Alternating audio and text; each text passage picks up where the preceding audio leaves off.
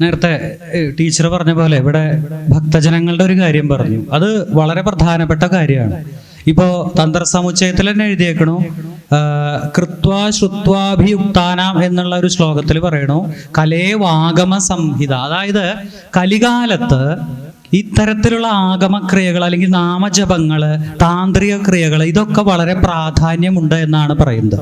അപ്പോൾ നേരത്തെ പറഞ്ഞ പോലെ ഈ ഭക്തജനങ്ങൾ ഇതിലെങ്ങനെ പങ്കെടുക്കണം എന്ന് പറയാം. അപ്പൊ നേരത്തെ നമ്മളിപ്പോൾ ഇത്രയും സംസാരിച്ചത് ക്ഷേത്രത്തെക്കുറിച്ചും കലശത്തെക്കുറിച്ചുമാണ്. ഇതിൽ ഓരോ ഭക്തജനങ്ങളുടെയും പ്രാധാന്യം അല്ലെങ്കിൽ അവരെങ്ങനെയാണ് ഇതിൽ പങ്കെടുക്കേണ്ടത് എന്ന് വളരെ പ്രധാനപ്പെട്ടതാണ്. നേരത്തെ ഇവിടെ സൂചിപ്പിച്ചു, ഈ ഭക്തൻ ഏറ്റവും പ്രധാനപ്പെട്ട കാര്യം ദേവനും ഭക്തനും തമ്മിൽ അഭേദ്യമായിട്ടുള്ള ബന്ധമുണ്ട്. കാരണം ഒരു തരത്തിൽ പറഞ്ഞാൽ ഭക്തനും ദേവനും ഒന്നാണ്, അത്രയും പ്രാധാന്യമുണ്ട്. അപ്പൊ തീർച്ചയായിട്ടും ആ ഭക്തജനങ്ങള് ക്ഷേത്രത്തിലേക്ക് വരിക എന്നത് എല്ലാം കൊണ്ടും ഏറ്റവും പ്രധാനപ്പെട്ട കാര്യമാണ്. ദേവനും അത് ഏറ്റവും ഇഷ്ടപ്പെട്ട കാര്യമാണ്. അപ്പോ തീർച്ചയായിട്ടും ഈ ഒരു നവീകരണ കലശത്തില് ഓരോ ഭക്തജനങ്ങൾക്കും പങ്കെടുക്കേണ്ടത് വളരെ പ്രധാനപ്പെട്ട കാര്യമാണ് എന്നതിന്റെ ഏറ്റവും പ്രധാനപ്പെട്ട കാര്യം അത് തന്നെയാണ്. കാരണം ഒന്ന്, നമ്മൾ നേരത്തെ പറഞ്ഞ പോലെ നമ്മുടെ ആ ഒരു നാട്ടിൽ നടക്കുന്ന ഈ ഒരു എത്രയോ മുമ്പ് സൂചിപ്പിച്ച പോലെ തലമുറകളായിട്ടുള്ള ബന്ധമാണ് ഈ ഒരു നാടിന് അല്ലെങ്കിൽ ഏത് ക്ഷേത്രത്തിനായാലും ആ ഒരു നാട്ടുകാരായിട്ട് ഇപ്പൊ നമ്മുടെയൊക്കെ അല്ലെങ്കിൽ നമ്മുടെ എല്ലാവരുടെയും ഒരു 10ഓ 15ഓ തലമുറ അപ്പുറത്തോ അല്ലെങ്കിൽ ഇനി വരാൻ പോകുന്ന ഒരു തലമുറകൾക്കൊക്കെ അന്നും ഈ ക്ഷേത്രങ്ങൾ ഇവിടെ ഉണ്ടാവും. അപ്പൊ തീർച്ചയായിട്ടും നമ്മൾ ഇതിന്റെ വെറും ഒരു ഭാഗം മാത്രമാണ് എന്നൊരു തിരിച്ചറിവ് പരമപ്രധാനമാണ്. കാരണം ഇനിയൊരു നവീകരണ കലശക്കാലം എന്നാവും ഒന്നും നമുക്കറിയില്ല. അപ്പൊ തീർച്ചയായിട്ടും ഈ ഒരു കലശത്തില് നമ്മളാൽ കഴിയാവുന്ന രീതിയിൽ നടത്തുക എന്നത് ഏറ്റവും പ്രധാനപ്പെട്ട കാര്യമാണ്. കാരണം അത് ഞാൻ പറയാൻ കാരണം, ഞാനൊരു ക്ഷേത്രത്തിന്റെ ഊരാളൻ ആണ്, ഒപ്പം ഈ താന്ത്രിക ഇതെല്ലാം ഉള്ളത് കൊണ്ട് ഇതിന്റെ എല്ലാ ഭാഗത്തുനിന്നും പരമാവധി നമ്മൾ ചെയ്യേണ്ടി വരാറുള്ളത് കൊണ്ട് ആ ഒരു ഭാഗത്ത് നിന്ന് പരമാവധി ചിന്തിക്കാറുണ്ട്. അപ്പൊ തീർച്ചയായിട്ടും ഒരു ഭക്തജനങ്ങളെ സംബന്ധിച്ചിടത്തോളം ഇവിടെ നടക്കുന്ന ഓരോ ചടങ്ങുകളും മനസ്സിലാക്കുന്നതോടൊപ്പം അതിൽ പങ്കുകൊള്ളുക എന്നത് ഏറ്റവും പ്രധാനപ്പെട്ട കാര്യമാണ്. ഒപ്പം അതിൽ ഏറ്റവും പ്രധാനപ്പെട്ട കാര്യമാണ് കുട്ടികളെ പങ്കെടുപ്പിക്കുക എന്നുള്ളത്. ഇപ്പൊ ഇന്നിപ്പോ നമുക്കറിയാം, ഇപ്പൊ ക്ലാസ് കാര്യങ്ങൾ നടക്കാവും. കാരണം അതിന്റെ ഏറ്റവും പ്രധാനപ്പെട്ട കാര്യം നമ്മുടെ ഈ ഒരു ഇന്നത്തെ ഒരു സാഹചര്യത്തിൽ ഈ ഒരു സംസ്കൃതി നിലനിന്ന് പോകേണ്ടത് നമ്മുടെ ഓരോരുത്തരുടെയും അത്യാവശ്യമാണ്. ആ ഒരു പ്രത്യേക തലത്തിലൂടെയാണ് ഇന്നത്തെ കാലത്തെ സ്ഥിതി പോയിക്കൊണ്ടിരിക്കുന്നത് എന്ന് നമുക്കറിയാം. അതിനെക്കുറിച്ച് ഞാൻ കൂടുതൽ വിശദീകരിക്കണില്ല, നമുക്കറിയാം. അപ്പൊ തീർച്ചയായിട്ടും ആ ഒരു പുതിയ തലമുറയെ, അതായത് നമ്മൾ പുതിയ ഭാഷയിൽ പറഞ്ഞാൽ ജെൻസി, അവരെ, കാരണം അവർ ചോദിക്കുന്ന പല ചോദ്യങ്ങളും ആ രീതിയിലാണ്. അപ്പൊ അവരെ കൃത്യമായിട്ട് കാര്യങ്ങൾ പറഞ്ഞ് മനസ്സിലാക്കി നിങ്ങളെല്ലാവരും ക്ഷേത്രത്തിലേക്ക് വരുമ്പോ അവരെ കൂടി കൊണ്ടുവരേണ്ടത് അത്യാവശ്യമാണ്. അത് എങ്കിലേ ഈ ഒരു സംസ്കൃതി, നേരത്തെ സൂചിപ്പിച്ച പോലെ ഈ ഒരു സംസ്കൃതി അടുത്ത തലമുറയ്ക്ക് കൈമാറ്റം ചെയ്യാൻ സാധിക്കുകയുള്ളൂ. കാരണം പല കുടുംബങ്ങളിലും പലതരത്തിലുള്ള നേരത്തെ ഇവിടെ പറഞ്ഞു, ആ രീതിയിലുള്ള പല പ്രശ്നങ്ങളാണ്. അപ്പൊ ഇതെല്ലാം മാറാനായിട്ട് ഈ ക്ഷേത്രങ്ങളിൽ ഈ ഒരു സംസ്കാരത്തില് ഇതിലൊക്കെ അതിനുള്ള ഒരു പരിഹാരമുണ്ട്. പക്ഷെ അത് ചെയ്യണമെങ്കിൽ ആ കുട്ടികളെ ഇവിടെ വന്ന് തൊഴാനും ആ ഒരു സംസ്കാരം ഈ ക്ഷേത്ര സംസ്കാരത്തിന്റെ ഭാഗം തന്നെയാണ് ഇത്. അപ്പൊ അത് പ്രോത്സാഹിപ്പിക്കപ്പെടേണ്ടത് വളരെ അത്യാവശ്യമാണ്. തീർച്ചയായിട്ടും ഇവിടെ അന്നദാനം ഉണ്ട്, തീർച്ചയായിട്ടും നിങ്ങൾ വരണം, അന്നദാനത്തിന് വരണം. അതുപോലെ മറ്റുള്ള പരിപാടികളുണ്ട്, അതിനും വരണം.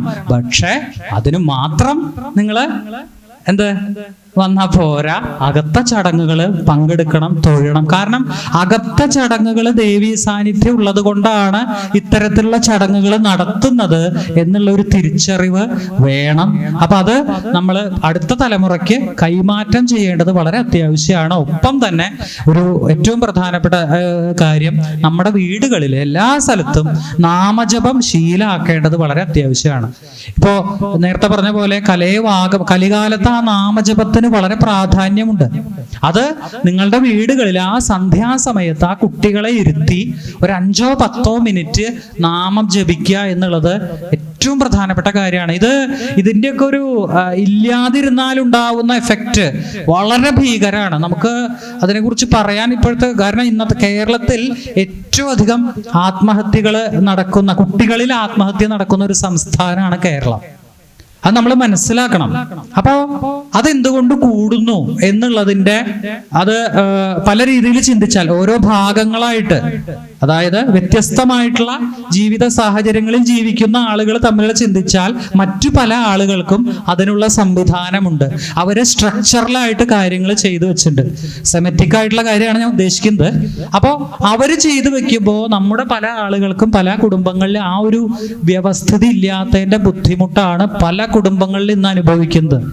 അപ്പൊ അത് മാറ്റാനായിട്ട് തീർച്ചയായിട്ടും ആ വീടുകളില് സന്ധ്യാനാമ ജപം ശീലാക്കണം എന്ന് പറഞ്ഞാൽ അവരോട് ജപിക്കാൻ പറഞ്ഞാൽ അവർ ജപിക്കില്ല, ഒരു സംശയമില്ല. അച്ഛനോ അമ്മയോ മുത്തശ്ശനോ മുത്തശ്ശിയോ അവരുടെ ഒപ്പം ഇരുന്ന് 5 മിനിറ്റ് ജപിച്ചാൽ മതി. അപ്പൊ അവര് ചെയ്യും. എങ്കിലേ അവർക്ക് ആ ഒരു സംസ്കാരം, അവർ ചോദ്യങ്ങൾ ചോദിക്കും, കുട്ടികളാണ്, അപ്പൊ നമുക്ക് അറിയുന്ന കാര്യങ്ങളൊക്കെ അവർക്ക് പറഞ്ഞു കൊടുക്കാം, ഇല്ലാത്തത് അറിവുള്ളവരോട് ചോദിച്ചു പറഞ്ഞു കൊടുക്കാം. അങ്ങനെ അത് ശീലാക്കി കഴിഞ്ഞാൽ പിന്നെ അടുത്ത ഘട്ടമാണ് അടുത്തുള്ള അമ്പലത്തിലേക്ക്. ഇപ്പൊ ഇവിടെ അടുത്താണെങ്കിൽ ഇപ്പൊ കൈപ്പറമ്പ് കാവില് പോയി തൊഴുക എന്നുള്ളതൊരു ശീലാക്കി മാറ്റുക. കുട്ടിയുടെ രാവിലെ ഒരു ദിവസം സ്കൂളിലേക്ക് പോണതിന് മുമ്പ് ഒരു 10 മിനിറ്റ് ഒന്ന് തൊഴുതു വരിക എന്നുള്ളത്, അത് ശീലാക്കി നമ്മുടെ ദിനചര്യയുടെ ഒരു ഭാഗമാക്കി മാറ്റണം. അപ്പൊ എന്ത് വരും, ആ കുട്ടികൾക്ക് അത് അവരുടെ ആ ഒരു കുട്ടിക്കാലത്തെ, ഇപ്പൊ നമ്മളെല്ലാവരും ഇപ്പൊ ഈ കുട്ടിക്കാലത്തെ ഈ ഒരു സംസ്കൃതി വന്നത് കൊണ്ടാണ് ഇപ്പൊ നിങ്ങൾ ഇത്രയും സമയം ഇവിടെ ഇരിക്കുന്നത്.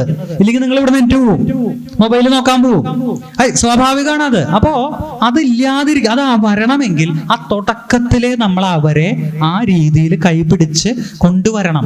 പിന്നെ അവരതൊരു അവരുടെ ജീവിതത്തിന്റെ ഭാഗമായി കഴിഞ്ഞാൽ അവരത് തുടർന്നു പോകും. എങ്കിലേ ഈ ഒരു ക്ഷേത്ര സംസ്കാരവും ഇത്തരത്തിലുള്ള ഈ ഒരു സംസ്കൃതിയും അടുത്ത തലമുറയ്ക്ക് നമുക്ക് കൈമാറ്റം ചെയ്യാനായിട്ട് സാധിക്കുകയുള്ളൂ.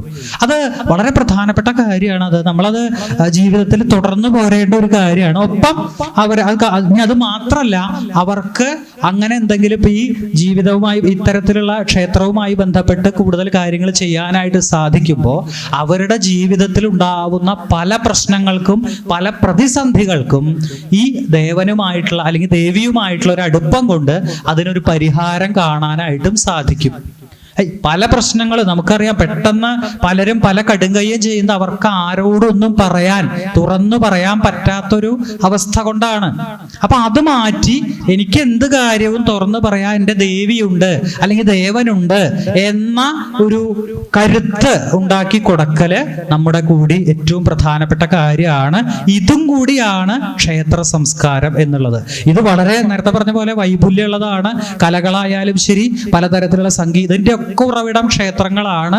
പക്ഷെ ഇന്നത്തെ ഒരു സാഹചര്യത്തില് നമ്മൾ ഏറ്റവും അധികം ശ്രദ്ധിക്കേണ്ടത് യുവതലമുറയെ അല്ലെങ്കിൽ കുട്ടികളെയാണ് എന്നുള്ളത് കൂടി പറയാനായിട്ട് ഈ ഒരു അവസരം വിനിയോഗിക്കുന്നു.